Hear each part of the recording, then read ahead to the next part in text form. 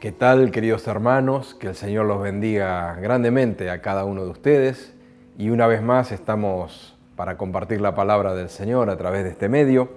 Y qué bueno que el Señor nos ha dado su palabra para poder conocerle a Él, para poder entender también cuál es su voluntad para nuestras vidas, para nosotros que somos su pueblo, ¿no? Quisiera compartir algunos textos primeramente del Antiguo Testamento, y es interesante ver cómo en el Antiguo Testamento, o sea, la primera parte de la Biblia, lo que también se llama el Antiguo Pacto, ver los tratos de Dios con Israel y ver también cómo es un modelo que nos enseña a nosotros que somos cristianos y que somos ahora pueblo de Dios en este nuevo pacto en Cristo Jesús, cómo tenemos que relacionarnos con Él, ¿no? Quisiera leer primeramente en el profeta Daniel, capítulo 9, versículos 8 y 9. Mire lo que dice la palabra del Señor. En capítulo 9 de Daniel, versículos 8 y 9. Dice así la Escritura. Para que los que siguen en sus Biblias, dice la palabra de Dios. Oh Jehová, nuestra es la confusión de rostro de nuestros reyes, de nuestros príncipes y de nuestros padres, porque contra ti pecamos.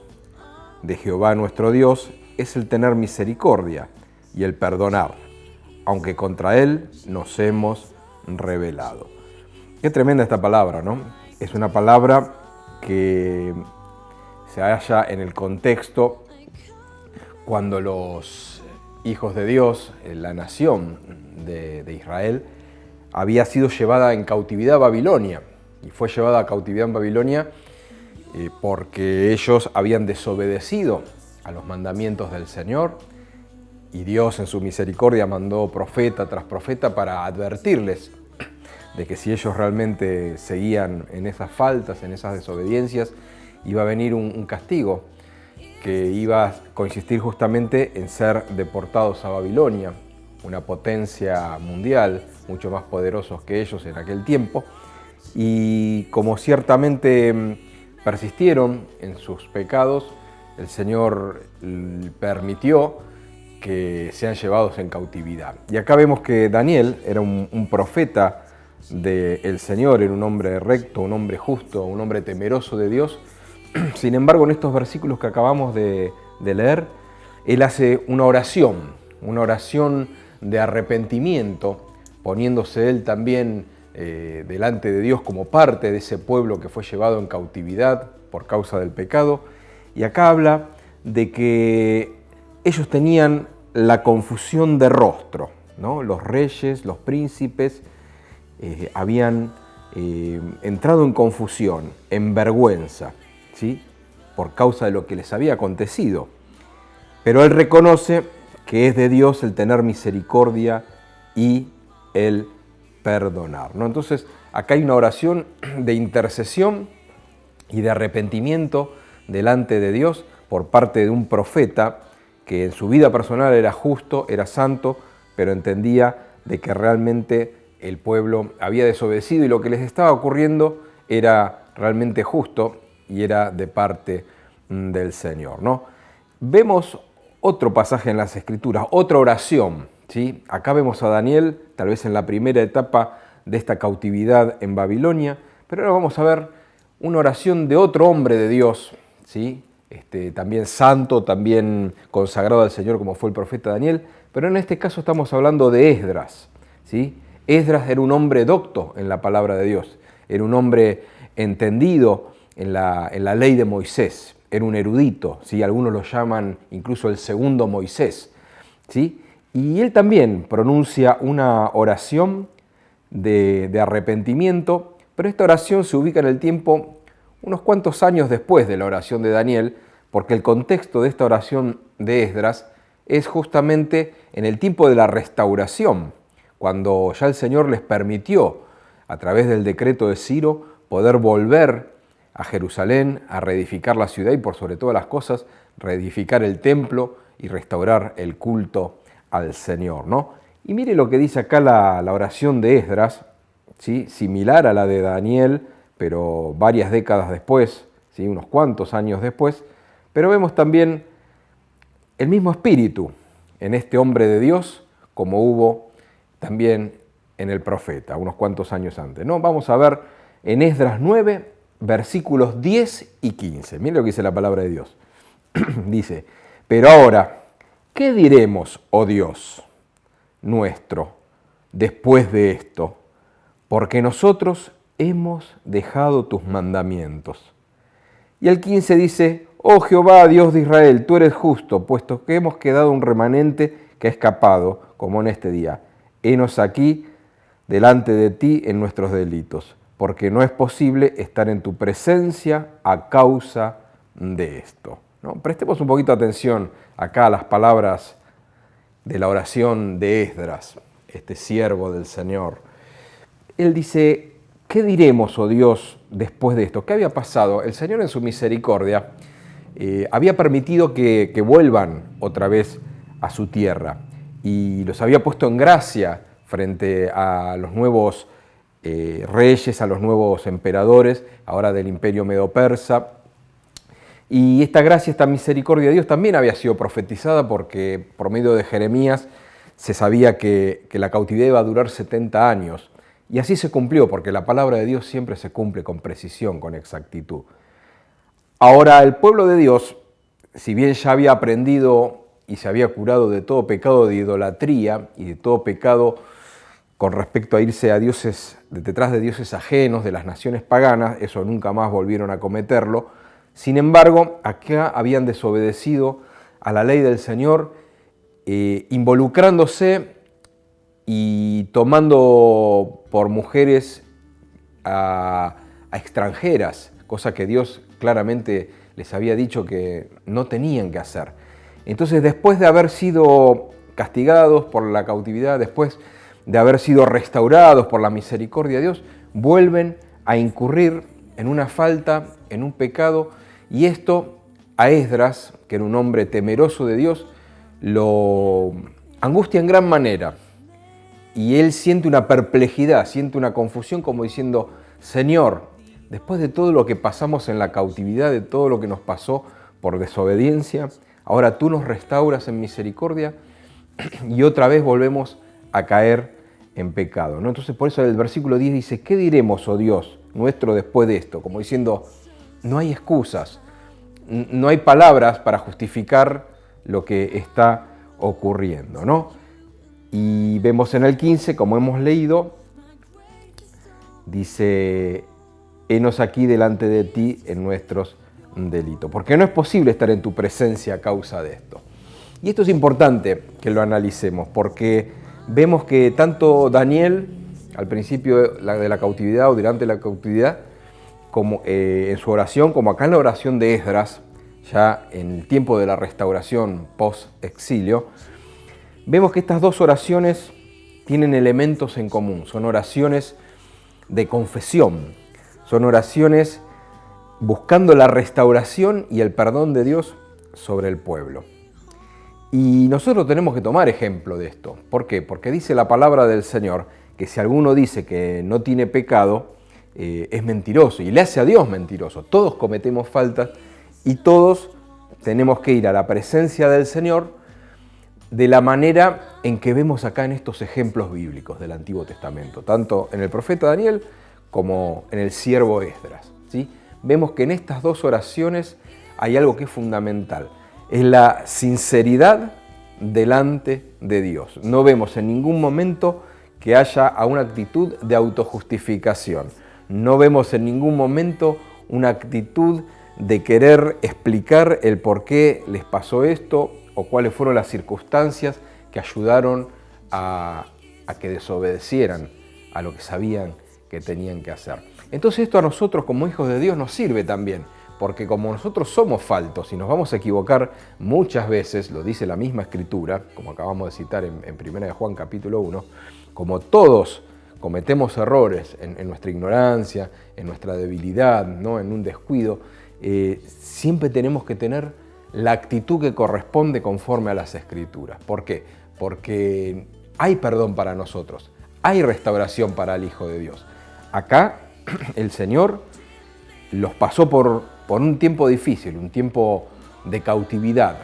Sin embargo, Dios no desechó a su pueblo, porque Dios tiene un pacto con Israel y no los iba a desechar. Es una promesa firme de Dios sobre los descendientes de Abraham. Es una firme promesa incluso sobre la casa de David, que reinaría y que vendría el Mesías. Entonces Dios cumple sus promesas. Sin embargo, esa cautividad tuvo que ser necesaria por causa de la desobediencia del pecado. Pero aún así, vemos que el profeta Daniel hace una oración, y es una oración donde dice: nuestra es la confusión de rostro, como diciendo, estamos avergonzados y no tenemos excusa. Ahora, años más tarde, ya en medio de la restauración, del regreso post-exílico, vemos que el pueblo incurre en otra clase de pecado, tal vez diferente a los que se cometieron antes del exilio babilónico, pero vuelven a errar, y acá Esdras, un hombre justo, un hombre piadoso, un hombre docto en la ley de Dios, también se avergüenza y dice: ¿qué podemos decir de esto? No tenemos nada que decir, Señor, porque realmente hemos pecado y no podemos estar delante de tu presencia, delante de esto. Pero es importante que entendamos que en estas dos oraciones, tanto de Daniel como de Esdras, hay una sinceridad de corazón. No hay ningún intento de disfrazar nada, ni de ocultar, ni de justificar el por qué las cosas se dieron de esa manera. Entonces esto nos tiene que servir a nosotros, hermanos, para entender cuál es el espíritu y cuál es la forma en que tenemos que acercarnos a la presencia de Dios. ¿Para qué? Para recibir perdón, para recibir restauración, para poder sanar espiritualmente, para poder sanar nuestra relación con Él, que es un Dios santo, es un Dios justo, es un Dios que en ninguna manera va a permitir el pecado, la injusticia o la transgresión, ¿no? Por eso, como dice el salmista en el Salmo 51, ¿no? Dice que no menospreciará al espíritu contrito y humillado. El espíritu contrito y humillado no despreciarás tú, oh Dios, porque estos son los sacrificios que realmente Dios ofrece. Entonces, muchas veces nosotros como creyentes, como hijos del Señor, nos puede pasar de que tal vez somos conscientes de que nos equivocamos en algo, que cometimos algún error, y de alguna manera, consciente o inconscientemente, podemos buscar alguna explicación o alguna justificación de alguna índole. Pero no, si nos equivocamos, tenemos que tomar la actitud que vemos en estas dos oraciones, tanto de Esdras como de Daniel. Presentarnos con total sinceridad delante de Dios, porque delante de Dios no hay nada oculto.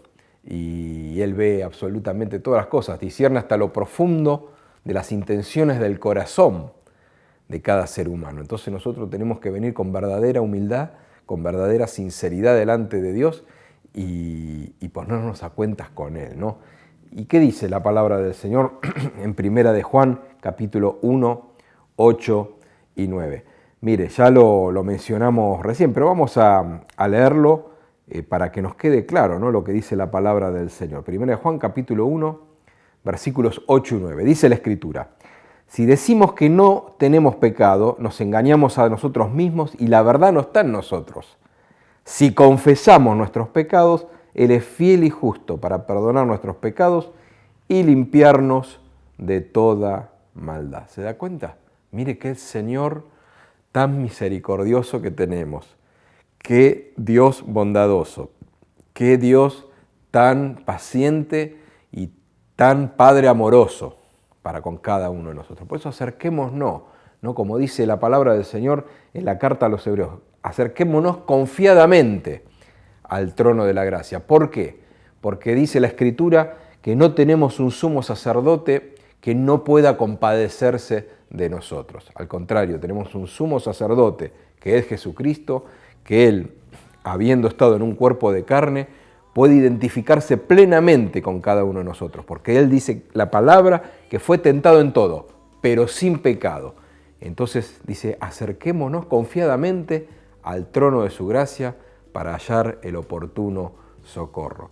Entonces, hermana, hermano, que en este momento está escuchando este mensaje, siempre tenemos que ponernos a cuentas con Dios, porque todos erramos, muchas veces de palabra, de pensamiento, alguna actitud, alguna omisión. sabiendo que tenemos que hacer algo, tal vez no somos prestos a hacer lo que tenemos que hacer. O sea que erramos constantemente, lo dice la misma Escritura, ¿no?